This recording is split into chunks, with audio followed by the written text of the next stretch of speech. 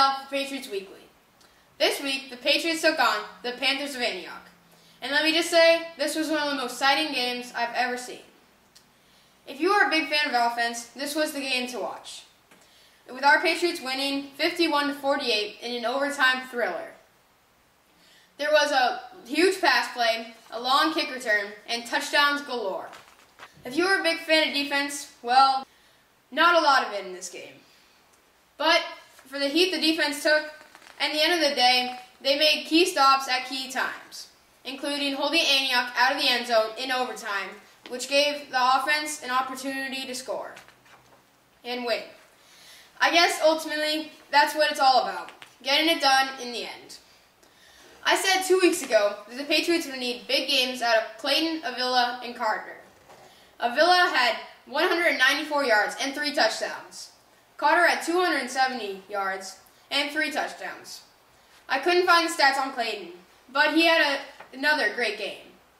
I also said the Patriots would need to improve their tackling.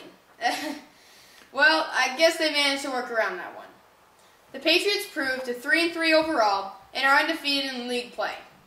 Let's take a look at the top 10 plays from this week.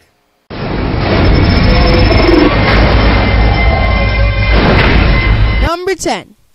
Junior Mason Sargent comes out of the slot, goes in motion, and receives a handoff from Carter, digs in behind his help, and rolls into the end zone for the score. Nice play.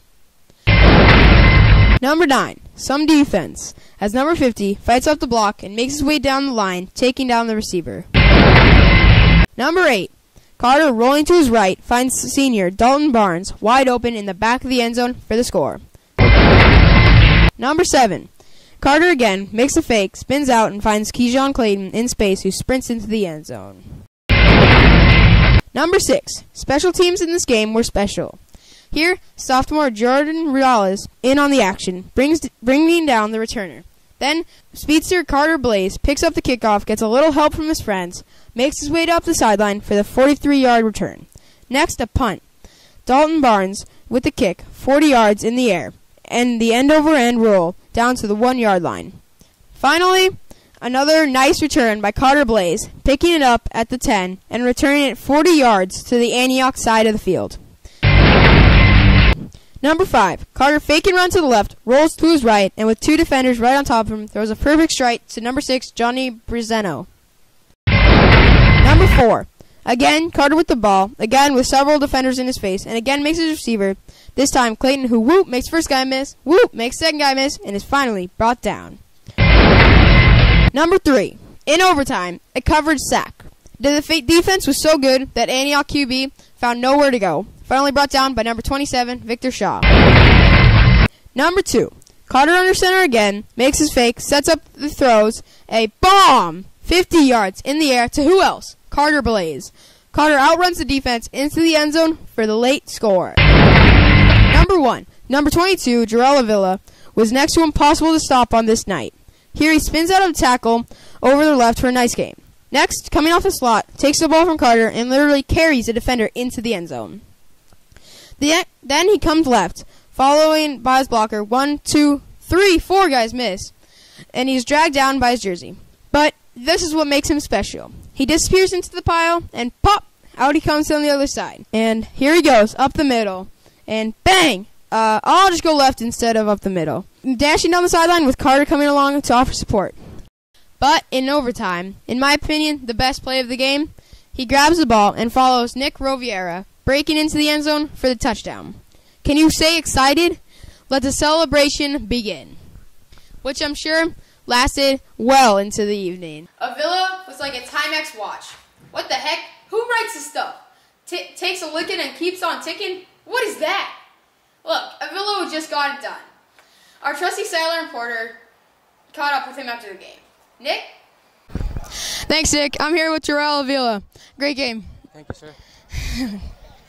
So, you had 194 yards on 34 carries. How did you feel? Man, honestly, I give all the credit to my line, my coaches. They just kept feeding me the ball, and I was just hoping to do something every time I got it. And my line did exceptional. They opened up the holes for me.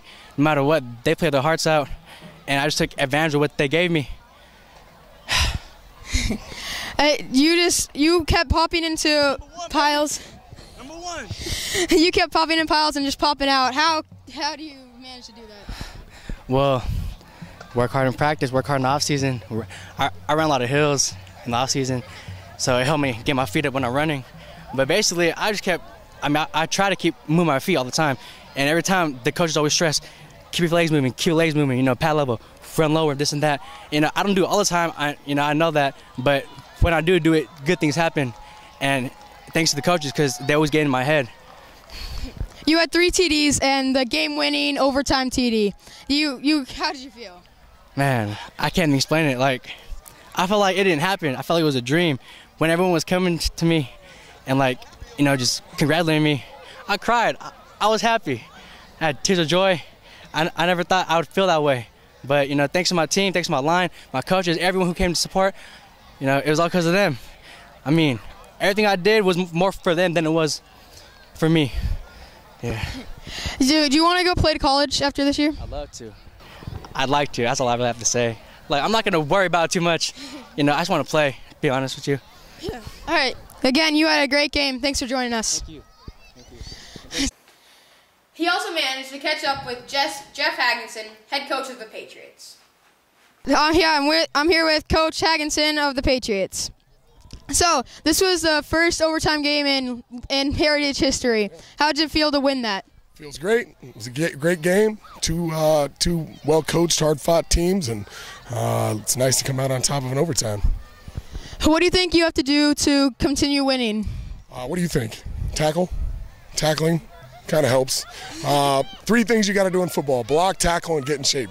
We block pretty well, we tackle terribly, and we're in pretty good shape. So we get that trifecta completed, and we'll be all right. All right. So do you think you can go all the way? We got to correct a lot of mistakes. I think our guys are into it. Hopefully we got the identity we're looking for here. And if we can take better angles and pursue a little better and tackle a little better, I think we're going to give teams trouble. Thanks. Great game, Coach. Thanks for joining me. All right.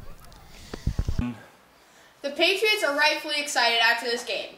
Let's go back to our trusty, or not so trusty, sideline reporter, since he didn't bother to show up until halftime this week. Nick, what's the mood like out there? Hey, I got an earpiece this week. Anyway, this was an incredibly exciting game. The crowd was pumped up throughout the entire game. Oh, yes, sorry. Oh, so Nick, what do you think this win meant for the Patriots? I think this meant the world to the Patriots. This was their first league game. What was the crowd like tonight? The crowd was incredibly pumped up. They were really excited to be a part of this victory. What were you doing during the game?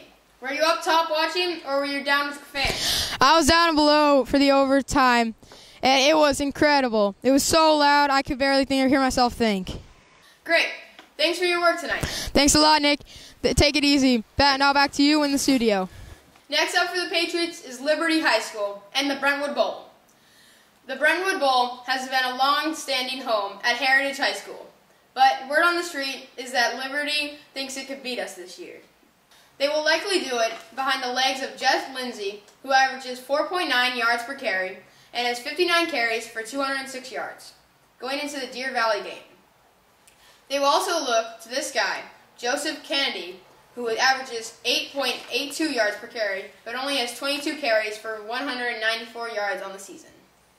Defensively, they seem to spread their tackling around, with 3 players, Zamora, Freeman, and Vale, all having 34 tackles on the season. We all know that league play is different than preseason, so anything can happen. This game is at home, October 21st at 7 p.m. Expect this one to be packed, so you want to get there early and root on the JV team. I can't wait to see this one. For now, I'm Nick Zell for Patriots Weekly.